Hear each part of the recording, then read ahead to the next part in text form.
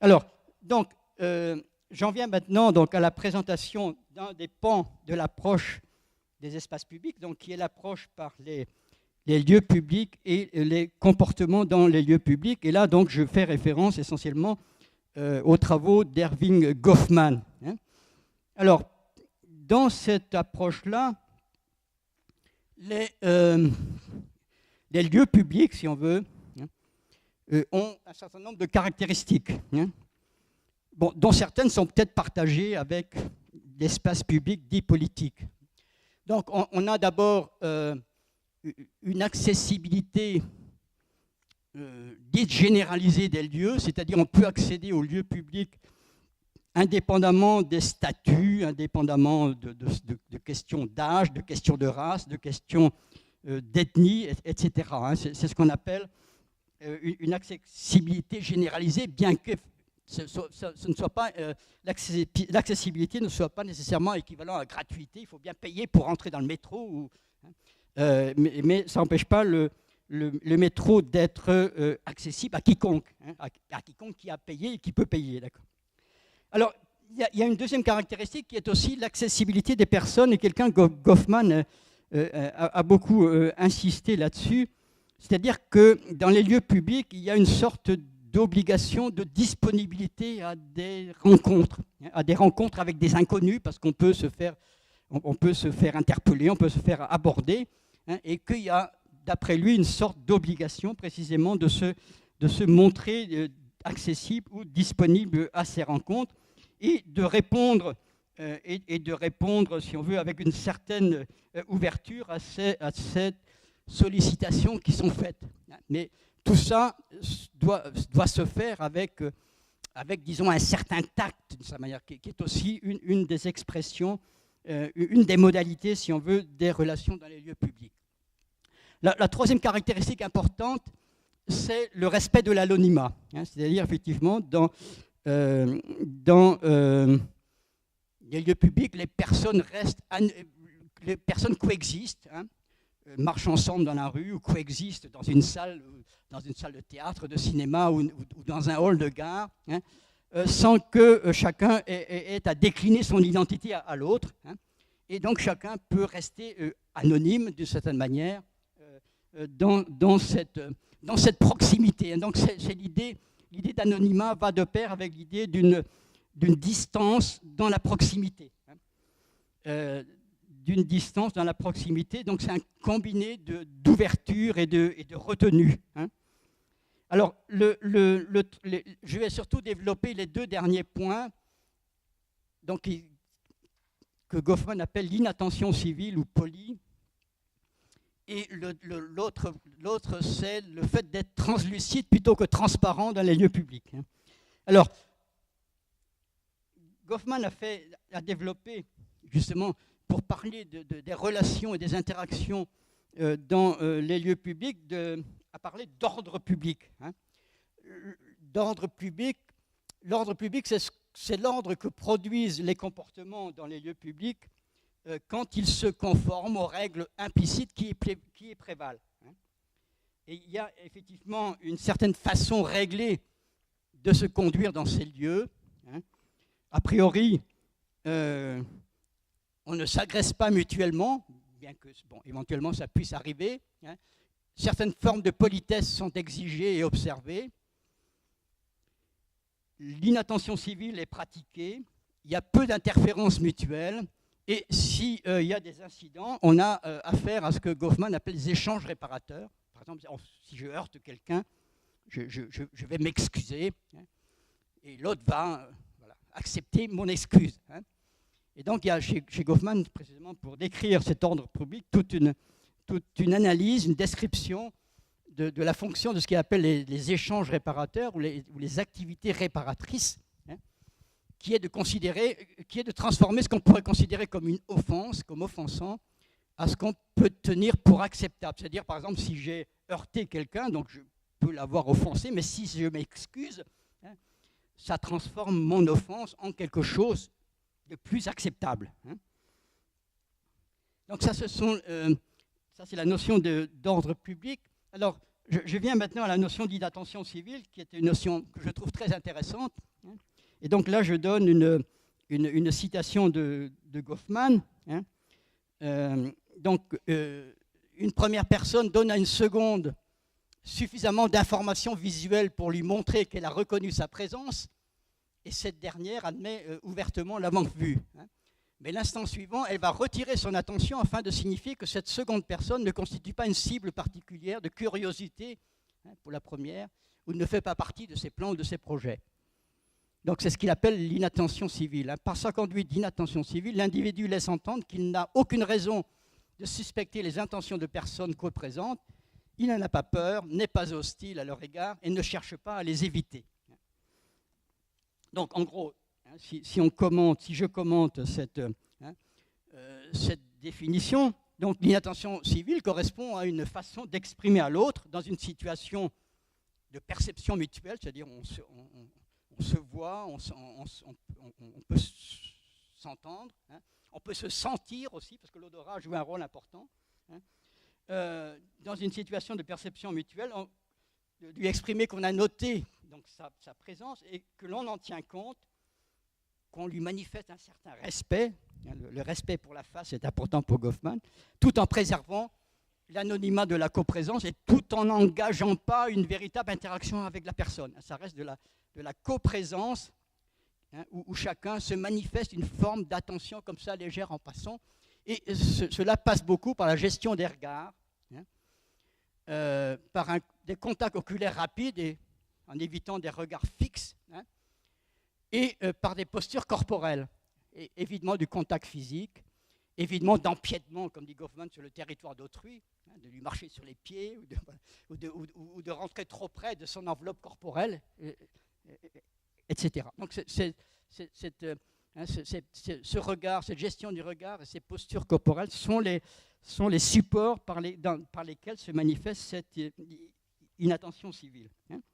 Donc, on peut prendre des exemples dans différents domaines, hein, qui sont les comportements et les relations, je ne sais pas, dans le métro, pour ceux qui ont pratiqué le métro parisien, voire dans la circulation pédestre dans une rue où il y a beaucoup de monde, où il ne faut pas se heurter, et si on se heurte, on s'excuse, enfin, et on se manifeste effectivement cette forme d'attention qui est à la fois attention et inattention, hein, donc qu'on appelle inattention civile.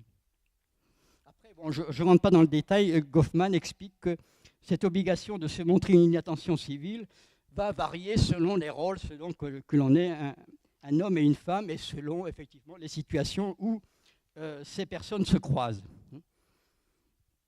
Alors, un point important aussi de son approche, c'est l'idée que cet ordre public, cet ordre des lieux publics est quelque chose de très vulnérable, et qu'il suffit effectivement qu'apparaissent des conduites non conformes, des conduites qui ne respectent pas les règles pour que cet ordre public soit perturbé et que les attitudes changent, hein, et que les comportements changent. Par exemple, qu'au lieu d'être insouciant et tranquille, on devient tout à fait inquiet, hein, ce que Goffman appelle l'alarme. Hein. Et donc là, je reprends sa définition. Donc les comportements qui alarment, hein, sont ceux qu'on ne peut loger dans une large classe d'activités inoffensives, ou ceux qui ne sont pas translucides. Voilà, je vais revenir là-dessus parce que ça me paraît une notion intéressante et qui est